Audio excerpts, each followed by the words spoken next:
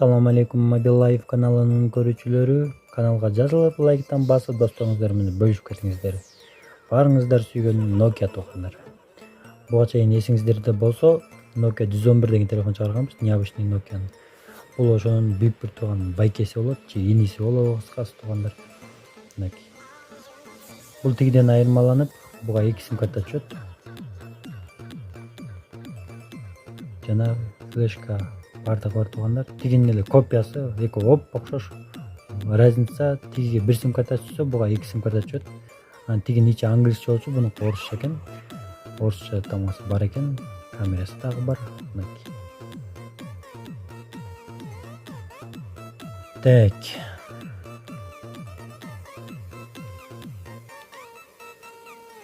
Кадимки типичный Nokia туугандар.